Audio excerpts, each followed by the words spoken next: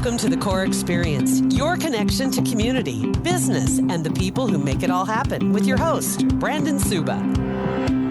Hello, everybody, and welcome to the Core Experience Podcast. This is Brandon Suba, your host. I am a treasury relationship manager at Core Bank, but every now and then they let me sneak off and do these podcasts. Today is a very exciting podcast because it's our third virtual podcast that we're doing, but something that we have not done before in the show is we have representation from our Kansas City branch. Core does kind of spread their wings out beyond Nebraska, and we just thought it would be very important to bring that experience and kind of bring that branch onto the podcast. Plus, they're kind of doing some big stuff too, and that goes right into who our guest is going to be today. We will be talking to Courtney Thomas, and she is the Newhouse president and CEO. We also have Jacqueline Steele, who is the AVP, Assistant Vice President of the Banking Center Manager in Kansas City. Jacqueline, Courtney, how are you today? Doing great. Thank you so much for having us. Very excited to be here. Good. And you both look very comfortable. For those of you that don't know, you can always check our Core Bank YouTube page. We do video these now, and you would be able to get to watch us live as we're all in our own little Zoom Teams boxes here. But I think after the last few years, we're all kind of used to this. But no big deal. This is how we can bring a bunch of people together when we're not all sitting in the same room. So I'm just going to talk a little bit about Newhouse, give you a quick background, but then, of course, Courtney, you know this much better than I do, so I will let you dig in after that. But Newhouse is more than a domestic violence shelter. It is the catalyst to true healing and where survivors of domestic violence become empowered to achieve their full potential. Core Bank honored Newhouse with the Core Bank Community Impact Award in April of 2024 with a gift of $4,000 to support their children program.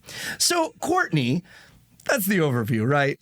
But tell us more about what the Newhouse is and kind of how you got involved with it. I have had the privilege to be a part of this amazing organization for the last 4.5 years. So I started just before COVID, 75 days before COVID to be exact. So it's been a fun roller coaster ride. We've accomplished so much. But most importantly, what our organization does is provide safety for folks where home is not a safe place. So people that have experienced domestic violence, which means an intimate partner, it could mean a friend or a relative, anyone that you are living in a home or a dwelling with that is physically, sexually, emotionally, psychologically, financially. There's so many different forms of abusing a person. And one of the things I'm so proud of, we're an 88-bed emergency shelter. We're located in the urban core of Kansas City within a 3.5-mile radius of where 80% of the violent crimes that are prosecuted in Jackson County occur. So every day our team is right where our community needs us most and doing the work that our community needs most. There are a few statistics about our community. There's a lot to be proud of in Kansas City, but there are a few things that we need to work on. And one of those things is Missouri ranks in the top 10 deadliest states for women to be killed by their abusers. And Kansas City has become one of the most violent cities in our country. So the work that we do at Newhouse, I think, has elevated in terms of its importance and people being aware of what we do, why we do it, how they can be a part of changing and shifting, breaking the cycle of violence for generations today and for those to come. Now, you mentioned COVID, and so you were there right before. Did you see an uptick? Because we all heard in the news that domestic violence kind of went up when everybody was enclosed. Did you see that on your side? Absolutely. So when people were stuck at home with their abusers without access to their coworkers or people that maybe were in college and school, that safety net of people to check on them disappeared, access to family. So actually in our community, police calls out on the scene for domestic violence instances went up almost 25%. And that's another good, oh, go ahead. I just was going to say, and you just think about, how many calls weren't made because survivors didn't have access to a telephone or access to electronic device to connect to someone for help. And just another good reason being in that neighborhood where the people are impacted, because it may be a situation where they're walking to you then, huh? Right. And I think one of the myths around domestic violence, I ask the question when I do some public speaking and say, when you think of domestic violence, what comes to mind? Like, what do you visually see in your head? And many people say, oh, I imagine somebody with a broken bone or a black eye. I imagine a woman. Oftentimes, there is a connection between a certain socioeconomic class, a certain race, so forth. And domestic violence knows no boundary or barrier. It impacts people of every age, every demographic, every community. And 1 in 3 women and 1 in 4 men will experience some form of domestic violence in their lifetime, which means for every person listening, that means someone that you know and love is experiencing it today. You may not know it, but they are watching you, they are leaning on you, and at one point they may need your help to escape. So what are some of your goals for 2024? Oh, our goals are big. We've got big goals. One of the challenges in our community is there's not enough bed space for survivors. So Newhouse is an 88-bed emergency shelter. We're the only facility in Kansas City that doesn't have a time limit on people's stay. And the reason that is important is if you have experienced complex trauma, maybe you don't have a job, maybe you don't have a vehicle, maybe you are suffering from other medical conditions as a result of your abuse, expecting people to be self-sufficient in 90 to 120 days is unrealistic, and it just inserts them into another social service system in our community. So our goal is for people to stay with us as long as they're working towards their goals, they're active in our programs, so that they don't have to come back to us or go back somewhere else. We provide therapeutic services, so adult therapy, children's therapy, recovery services for folks that may be struggling with addiction, oftentimes a coping mechanism to ease the pain of their abuse. We have a full-time early education center for children birth through age 5. And that is an amazing program where we have the opportunity to really influence the lives of children, be positive role models, support families. We have a full legal team, so an attorney that's barred in both Kansas and Missouri to provide orders of protection. But even beyond that, one of the most important, or a couple of the most important services survivors need is help to navigate child custody or divorce cases. So we offer all of that for free. We have case managers to help with housing, whether that's temporary, transitional, or permanent housing, so that folks, when they leave our shelter, are really set up for success. So to answer your original question about the vision, I say all of those things about who we are today to introduce who we want to be tomorrow. We have a big goal to create a campus model where we're bringing multiple social service providers together in one place to make it easier for vulnerable populations to access the services that they need to thrive. Right now, if I am a person in a shelter and I need a service beyond their core competency, they refer me out to someone. I have to retell my story over and over and over again. And oftentimes there's significant wait periods, which cause people to give up, lose hope. It's very traumatic for people when they need help and they gain the courage to ask for it, to not be able to see the light at the end of the tunnel. This also will create some efficiencies in the social services system. Right now, everything is kind of fragmented around our community. This consolidation allows us to share some resources and serve people better, which is our ultimate goal. Do you have the space to handle all of your vision now, or will you be expanding where you're at currently? We need to expand, and we've raised some money towards that project to add 40 new beds to our campus. The construction costs, construction right now is so high, came back significantly more than we were anticipating. So we've paused on our original plan, which was to add to our existing building. Now we have our eye on a couple of properties. One is a school that's been vacant for some time that's double the size of our current shelter, which would allow us again to bring in more community partners and also revitalize the community where we live. So think about, from our perspective, it's about whole person healing. So we're not just bringing you into shelter to give you housing. We have an executive chef on staff who is Chicago culinary trained. We're not feeding you out of a box or a can. We want you to have healthy food available to you to heal from the inside out.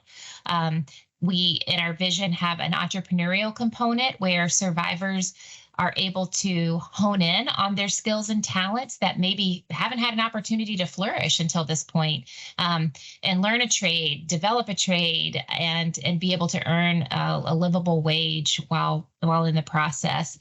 We have a youth empowerment center as part of our vision, so high risk or at risk children would have access to this campus from 3 p.m. to 11 p.m. every single day to get group mentorship, individual mentorship with people that have lived experience and they can truly connect with on a relational basis. And trust, trust is at the foundation of creating change. And for many of our youth, the systems have failed them. So it's hard for them to have that trust and that hope that their lives can be different when what they observe or what they have experienced in their lifetime is consistent exposure to violence and crime and poverty and lack of access to the things they need most. So in an organization like this, you don't just get involved unless you have some passion. Courtney, what's a personal success that you've had in, let's say, the last 4 or 5 years? Well, I would say from Newhouse's perspective, or in my role at Newhouse, I should say, being able to remodel the facility. I mean, even amidst a pandemic, we've been able to invest in the facilities to create a better place of dignity and worth and respect for those that we serve. Has been a big accomplishment for us. We have been able to get the community involved in all new ways. There were not many people that were coming to volunteer. Our donor base was relatively small, and the community knows who we are now, and they want to be a part of what we're doing. And at the end of the day, our work would not be possible without the community's involvement, engagement, awareness, being our storytellers. Every time that you use your voice, you're amplifying the voice of a survivor. So that's been exciting on the Newhouse front, to see our budget grow, to see the community engagement grow, to see the facilities and our programmatic offerings shift and change. I call myself, and have passed this label on to Newhouse as well, an innovative, empathetic disruptor. So I am not going to be the person that's going to be doing it the way it's always been done, because we know that is the definition of insanity, to do the same thing over and over again and expect a different result. So we are very much outside the box thinkers. We have big vision for our community. It's going to take the community saying we believe in it too, in order to bring it to life. But, we're ready. We've raised a significant amount of money to do an expansion, and now we just need to decide what direction makes the most sense for the long-term impact. And for us, it's about community impact. We operate off of a community impact model, not an individual organization impact model. Would you say that your biggest challenge is what you've talked about, the expansion, the vision, making that come to life? Or do you have another big challenge that you run into? Our challenge is always having enough resources to do the work. So from a financial standpoint, that either accelerates or stops the work that we do. If we don't have enough money, then we have to stay where we are. If we can raise more money and gain more support, then we can continue to grow. And I think that's the stage that we're in right now. We have an opportunity to do something that has never been done in this community, to do something that other communities can aspire to model and emulate. And in order to bring it to life, it's going to take a significant investment. But investing in this is investing in the future of all the people that call Kansas City home. Because at the core and at the center of any social services system is violence, domestic violence.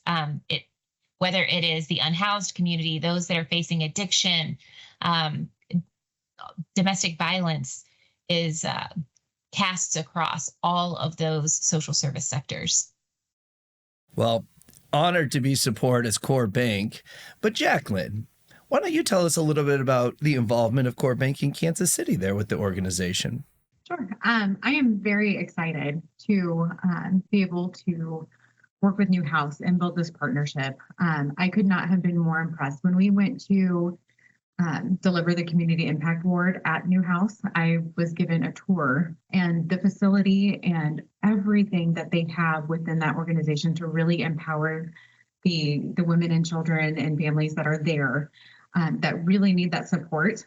The way that they are able to help in every area of that support, it's an amazing thing. And I was just blown away by the passion, the mission, the resources, and everything that they have at that organization to really make an amazing community impact.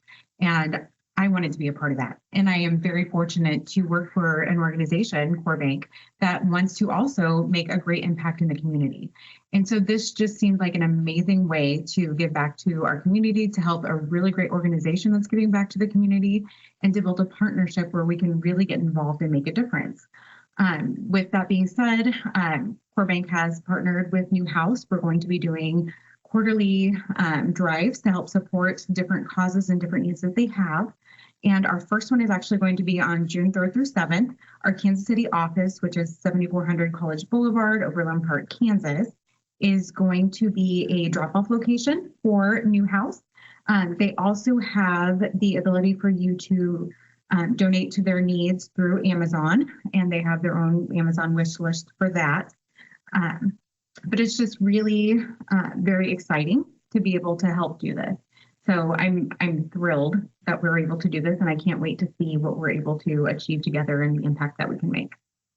I know the tours. I've been able to take some tours too with a couple Omaha-based organizations that we've been involved with, and it changes everything. To see the facilities and to see the resources that are offered, it gives you more passion towards the cause, right? We can give the best speech in the world. You can play the best video in the world, but to be there and see it live always does make a big difference. So that's awesome. You got to take that tour. And Courtney, I'm sure tours are just part of your daily run of the mill, right? We love to have people come and visit and be able to see the difference that their kindness and contribution, whether that is financial resources or your time or your talent, is making for the families that we serve. And when Jacqueline came to the shelter, it was amazing to be able to show them firsthand the impact that their gift would make immediately. So, that's another thing I think challenge-wise and opportunity-wise is we are an 88 beds, so the second largest shelter in Kansas City, but we are the least funded. So we operate, every dollar literally goes to the front lines to serve the people that are there today. So it is truly an investment, and we are so honored to have CoreBank supporting us through the drive, because many people come to the shelter literally with the clothes on their backs or the shoes on their feet. And we've in fact had a family come to the shelter who walked there through the night without shoes on their feet. So, and they brought their dogs. So we also accept pets in the shelter. So we're there to help people, but we know pets are a part of the healing process. They're part of your family. I spent over 20 years of my career in animal welfare. So it's one of the very first things that I shifted and changed is like, nope, pets come and they stay with their people in the rooms, right? So I just want to say thank you in advance to the community and mostly to CoreBank for seeing and believing in what we're doing and wanting to be a part of it through this donation drive. And as Jacqueline said, the Amazon wish list is a great way. It's on our website, which is newhousekc.org. And you can click on the Amazon wish list from there to see all the items that we are in need of at the moment. We will include your website link. We'll also include that Amazon wish list link within this podcast. So however you're listening to it, go look in those notes, and then you'll be able to easily get to those sources so that you can help out. Well, Courtney, Jacqueline, thank you so much for your time today. Awesome to hear the wonderful things that you're doing. Congratulations and good luck on the rest of your campaigning. Thank you so much.